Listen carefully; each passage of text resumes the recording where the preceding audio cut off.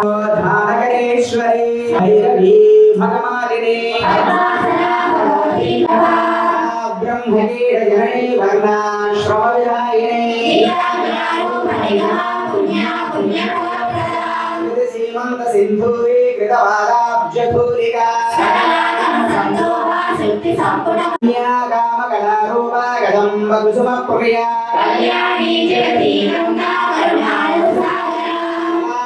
కళారాపా కాంతా కాదంబరీ ప్రియా విశ్వాధికా వేద వేద్యా విద్యా శరణివాసిని క్షేత్రస్వరూపా క్షేత్రేషి క్షేత్ర క్షేత్రజ్ఞవారిణి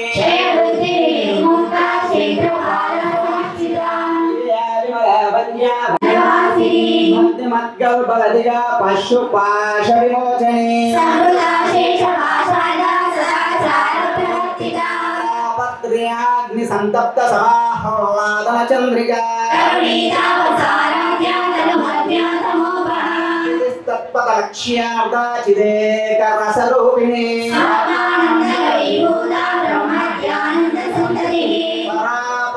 చిదేరూప పశ్యంతి పరదేవతా రామేశ్వర ప్రాణాడి విభాగారా విద్యా విద్యాస్వరూపిణి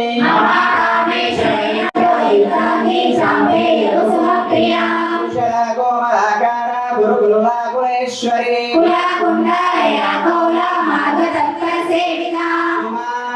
నాథాంబా తుష్టి పుష్టిర్మత రుద్రుడి తేజోవతి త్రినయన లోలాక్షి కామరూపిణి సుముఖీ నలిని శుభ్రో శోభనాసురనాయికా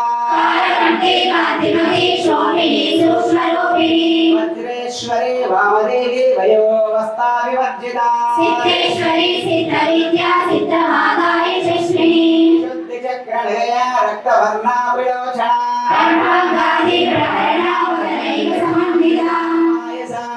ప్రియా కృత్మస్తా పశులోక భయంకరీ అనాహతాబ్జనిలయ శ్యామా భావదనద్వయ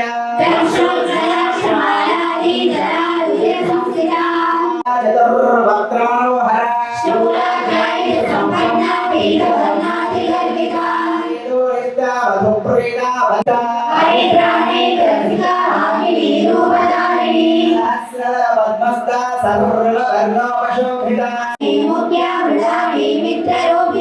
నిత్యతృప్తా భక్తనిధిర్నియంత్రేణిఖిలేశ్వరి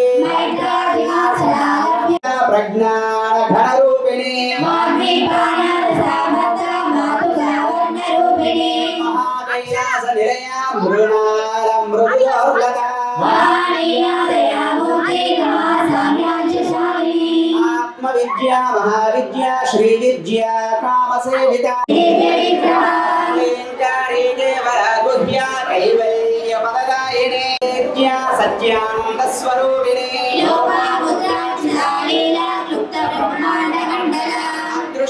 అదృశ్యరహిత విద్యా త్రివేద్యవర్జిత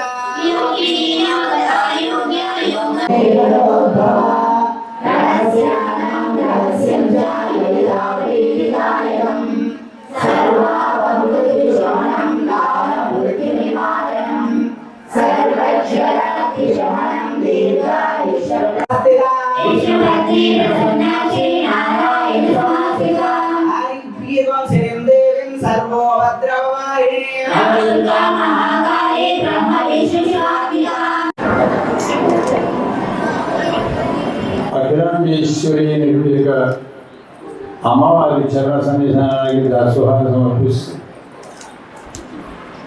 అమ్మవారి స్వరూపంగా విశ్వరూపంగా ఇక్కడికి వచ్చినటువంటి భక్తులందరినీ కూడా స్వాగతిస్తూ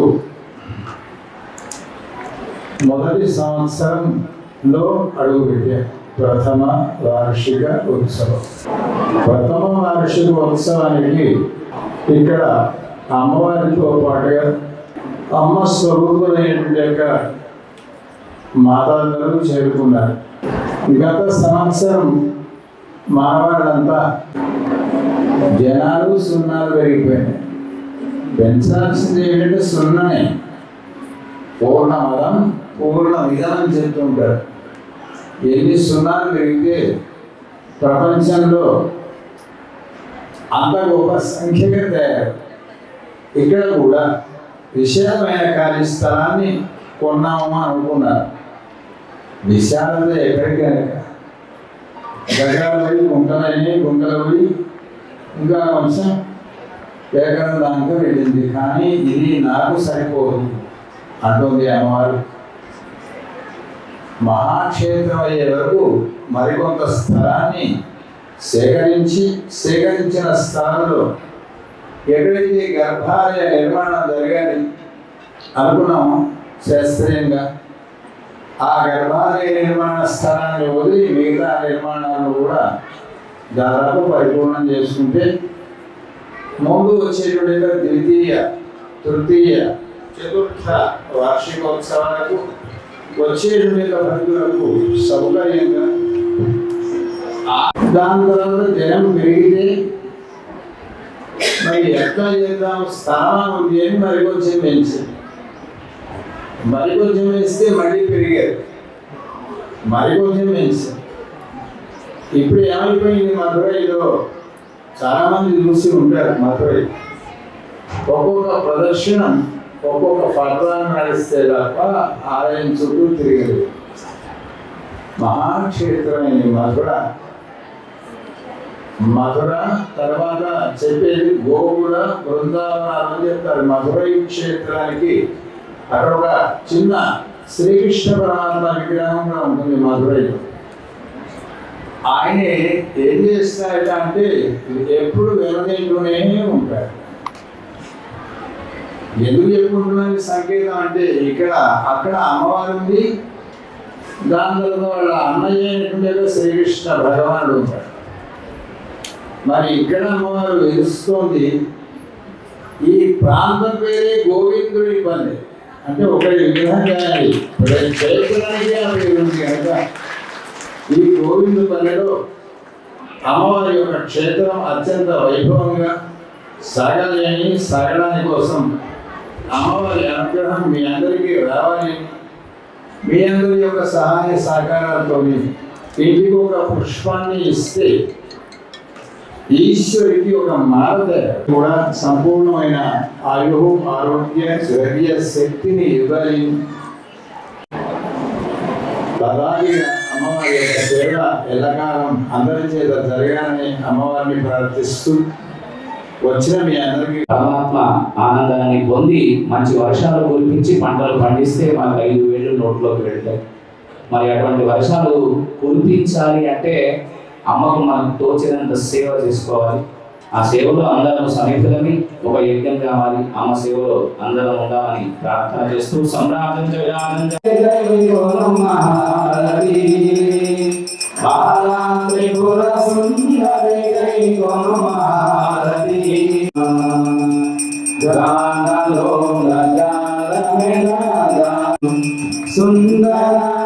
అందరూ సాటిగారుగా